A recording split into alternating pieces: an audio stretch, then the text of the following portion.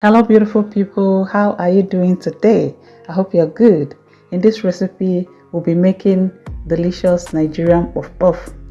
I'll give detailed step-by-step guide for making this yummy snack. Whether you're making it for business or for home use, the measurements inclusive. If you're making more, you'll multiply these ingredients, and if you're making less, you will divide it. That will require you doing some calculations. Let's get started. Here I have all-purpose flour and I'm sifting it in. When I make bread videos, I don't necessarily sift in my flour because I'll have to knead it, but for puff we are not kneading. It's just a process of mixing and mixing, and when you sift it, it helps to break in the flour molecules, and it also helps to remove impurities from the flour, especially when you've had your flour for a while. And I brought in sugar, and I also brought in the yeast. Now I brought in milk flavor. You can also use milk powder as well, and I sifted in ground nutmeg. This will add amazing flavor to your puff. Just a little is fine. And I also added in salt, and we're going to mix all this in to combine properly. If you observe, I didn't add the salt together with the yeast. Mixing yeast and salt together doesn't really go well. And one thing you have to consider when making puff is to prove your yeast. That way you're sure that the yeast is still alive, not after going through all the process you found out that the yeast is not good, and thereby not helping your flour to rise. Here I brought in room temperature water. The puff we're making today is that chewy puff, and I've washed my hands, and we're going to start mixing this in. We are looking for a certain consistency, and the type of flour you're using will also determine you getting that consistency. If you're not making the chewy type of puff, you can add less water, but we are making the chewy type, so our consistency will have to be different from the other type of puff. We're going to keep mixing this. I added in the water gradually so that we don't overdo it, but the total water I used was 950. Remember, at Glory Homemaker, we give you value for your time. So we kept mixing it till we got it to this point where it's all fluffy and smooth. And I cleaned my hands with the scraper and also the sides of the bowl. We'll cover this and we'll allow this to rest and rise between 30 minutes to 45 minutes. You have to use a big bowl so that this doesn't spill over when it's rising.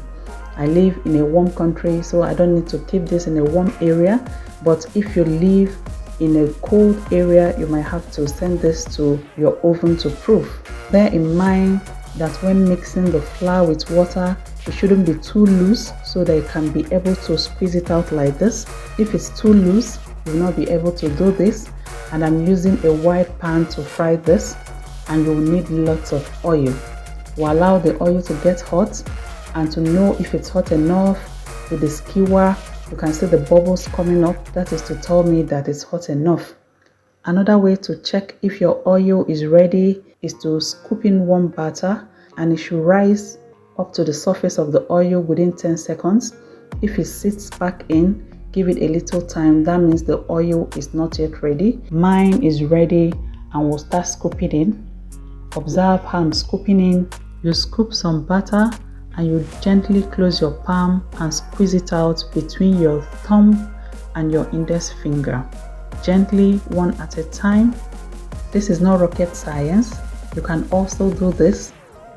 Practice, they say, makes perfect. By the time you keep doing this, you'll be surprised at how you will become an expert in it. And it will keep floating. And we're frying this on medium heat. We'll keep frying till it turns golden brown in color.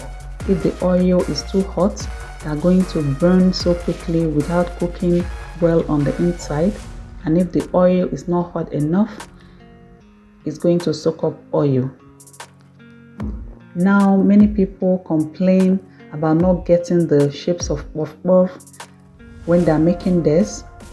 The solution to this is to follow simple instructions in this video. If you're not sure of your measurements as a beginner, you will need a kitchen scale to scale the ingredients you'll be using. Don't just guess and assume that it's going to come out well. If any ingredient is not in the right proportion, it can affect the whole process of your puff making. And some are going to turn by themselves in the process of frying it, while you have to turn the others by yourself. And some will be difficult to turn, but just keep playing around it and you will get the perfect results. Look at this beautiful smooth ball shapes of puff puff, and it took between 5 to 7 minutes for all this to get ready. Remember, we are frying on medium heat. I'm going to start bringing out from the first ones I put into the oil because they're not all going to cook at the same time. And I brought this out with my ready serviette paper. That will help you to drain some of the oil.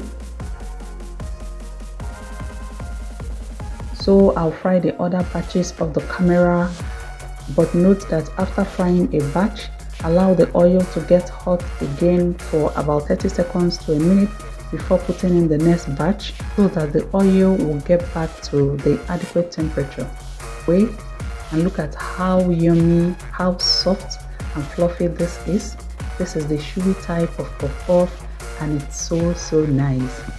I want to use this opportunity to say thank you to all my subscribers. You all make my day worthwhile.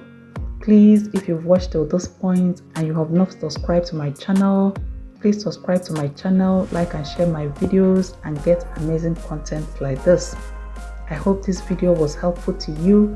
You can drop any questions or suggestions and I'll be glad to hear from you.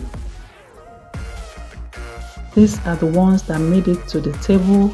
Others got missing in transition. I know you understand what I mean.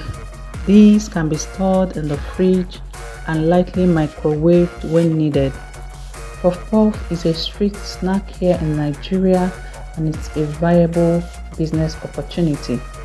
It is not capital intensive. You can start as small as you want or as big as you want. Just know your customer base, make it well, and you will have customers always wanting to buy from you. This is a simple recipe that can be followed and you'll get great results. I hope you make puff puff with this recipe and let me know how yours came out. Thank you for watching and see you in my next video.